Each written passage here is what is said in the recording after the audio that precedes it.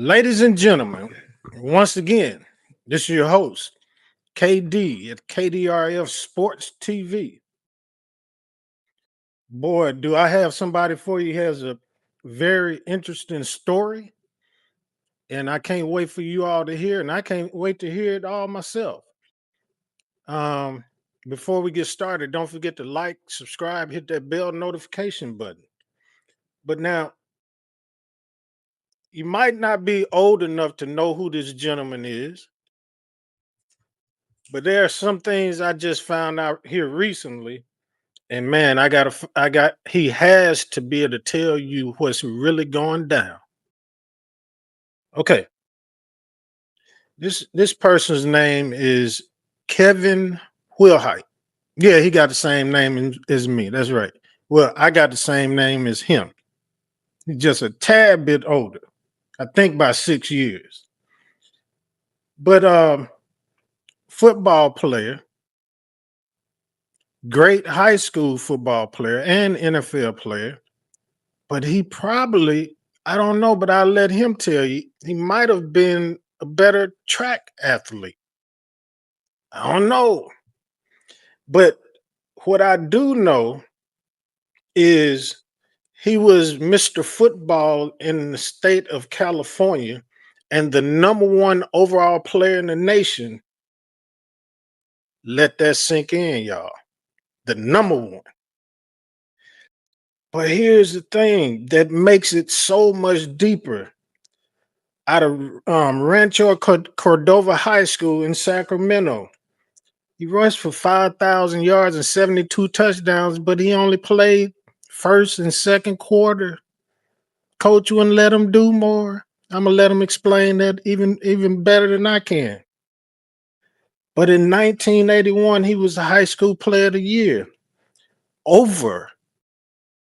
That's why I'm saying this story is so important because you may not know him, but he was rated over Bo Jackson and Marcus Dupree. But I'm going to let him tell you about his track and why he went to this school, why he didn't go to this college, and so forth and so on. But without later, let's get down with it, Kevin. Tell everybody your story, man. How are you guys doing today? My name is Kevin Wilhite, and I reside out of Sacramento, California. Now, when I was in high school, I was the number one rated running back in the nation, and also in football and track. My times in the 200 meters, 20.4, and I ran a 10-100. In football, I like I said, I only played the first half. I would average over 300 yards in the first half. Me and Cheryl Miller went to Washington, D.C. and met President Reagan. We got the Heisman for high school. We was the female and male number one high school player in the nation. I got a question for you, Kevin. Excuse me for interrupting you. Now, one might say, okay, he got 300 yards in first half. Well, dang, what kind of schools was he playing with? They must not have been too good. Well, that's the thing is we would go around and play other ranked teams in California, Oregon, and Idaho. Oh, wow. So we would go down to Southern California, play their number one ranked team. So we traveled the whole West Coast playing number one ranked teams.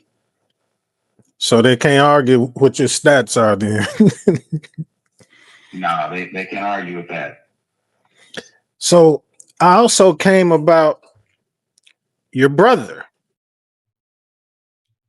Gerald Wilhite, San Jose State, first round pick, Denver Broncos. Here's another name. Your cousin, Gail Sayers, a Hall of Famer, Yeah. but he did that in short period of time. I can only imagine if he didn't get hurt and all that kind of stuff. Man, sweetness, I don't know. Jackson State grad, I don't know if you would have. I don't know. Yeah, Gail Sayers. My mother's maiden name is Sayers, and Gail Sayers' father, and my mother's father, Alfred Sayers, Brothers. is brother. Mm-hmm. And so Gail Sayers was the one who presented my award to me in Washington, D.C. So I definitely got to show you that picture of me meeting him there. Okay. Yeah, you can do that because I'll put this on here too. So Okay. let me go back to the beginning, your childhood, because there has to be something that gave you some. I mean, I know it's in the genes, but it had to be something that gave you some extra drive from your childhood, and maybe some you went through, or you know struggles or what have you. Well, here's what happened is when I was 4 years old, my father died. We had 6 kids and a single mom. My father, who was in the military, Marine, he went and got a surgery, and they gave him hemophiliac blood. Later on, he ended up getting an ulcer and internally bleeding to death. Mm. So that was where my mom moved up to an all-white area in California, and my older brother had some mental problem, and so he would almost beat me every day. And so what I did was I would go to kindergarten at 4 in the morning, just so he wouldn't. By the time he woke up, You was already I was gone. already gone. Yeah. Right. Well, what I started doing is I started running and training every day. I would not come home till my mom was back at home. And so that was my motivation, to just stay out of the house and just train. Um, I, I didn't really know how fast I was until we were stealing some cherries out of somebody's tree. And my friend jumped on his bike and started going, and I was running right next to him. And he looked at me like, "How are you running next to me?" And I'm on a 10-speed bike running.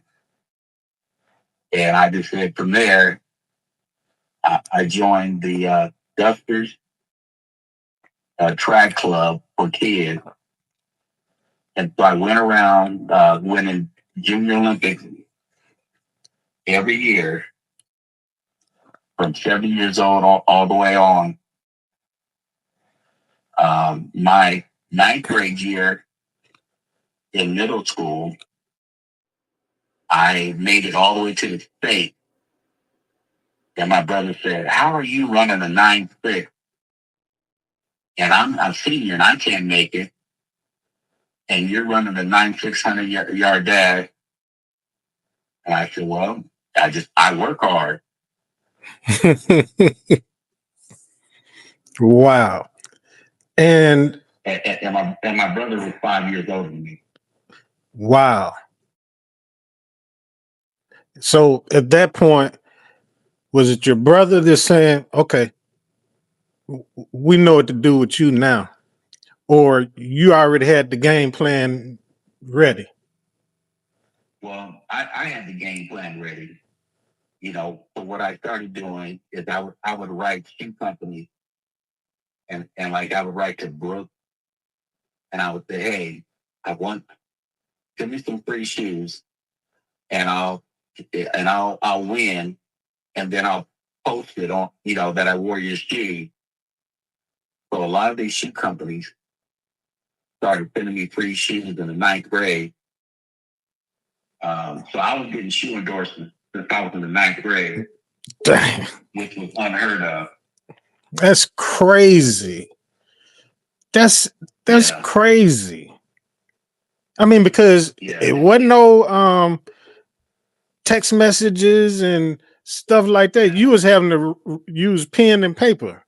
I, I was doing pen and paper, and I was writing.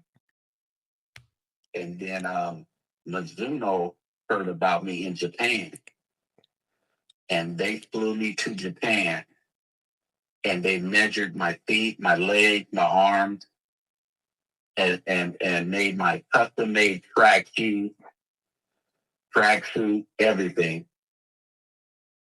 So I had I was running with them. Then I had Adidas, and then Nike came around, and they flew me up to the University of Oregon, and I went to the Nike headquarters in Oregon, and they just gave me like 3 gigantic bags full of shit.